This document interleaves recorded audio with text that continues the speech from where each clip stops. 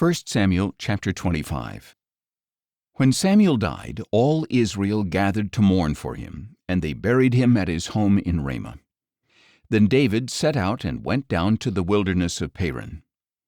Now there was a man in Maon whose business was in Carmel. He was a very wealthy man with 1,000 goats and 3,000 sheep, which he was shearing in Carmel. His name was Nabal, and his wife's name was Abigail. She was an intelligent and beautiful woman, but her husband, a Calebite, was harsh and evil in his dealings.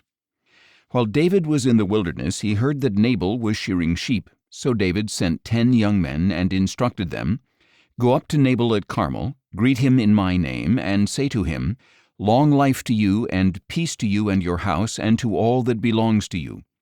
Now I hear that it is time for shearing. When your shepherds were with us, we did not harass them, and nothing of theirs was missing the whole time they were in Carmel. Ask your young men, and they will tell you. So let my young men find favor with you, for we have come on the day of a feast. Please give whatever you can afford to your servants and to your son David.'"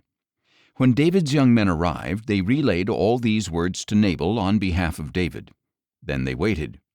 But Nabal asked them, "Who is David? Who is this son of Jesse? Many servants these days are breaking away from their masters. Why should I take my bread and water and the meat I have slaughtered for my shearers and give them to these men whose origin I do not know?" So David's men turned around and went back, and they relayed to him all these words. And David said to his men, "Strap on your swords." So David and all his men put on their swords, and about 400 men followed David, while 200 stayed with the supplies. Meanwhile, one of Nabal's young men informed Nabal's wife Abigail, "Look, David sent messengers from the wilderness to greet our master, but he scolded them. Yet these men were very good to us. When we were in the field, we were not harassed, and nothing of ours went missing the whole time we lived among them. They were a wall around us, both day and night, the whole time we were herding our sheep near them. Now consider carefully what you must do, because disaster looms over our master and all his household, for he is such a scoundrel that nobody can speak to him." Then Abigail hurried and took 200 loaves of bread, 2 skins of wine, 5 butchered sheep, 5 seahs of roasted grain, 100 clusters of raisins, and 200 cakes of figs. She loaded them on donkeys and said to her young men, "Go ahead of me, I will be right behind you." But she did not tell her husband Nabal. As Abigail came riding her donkey into a mountain ravine, she saw David and his men coming down toward her, and she met them. Now David had just finished saying, "In vain I have protected all that belonged to this man in the wilderness. Nothing that belongs to him has gone missing, yet he has paid me back evil for good. May God punish David, and ever so severely, if I let one of Nabal's men survive until morning." When Abigail saw David, she quickly got off the donkey, fell face down, and bowed before him. She fell at his feet and said, "My lord, may the blame be on me alone, but please let your servant speak to you. Hear the words of your servant.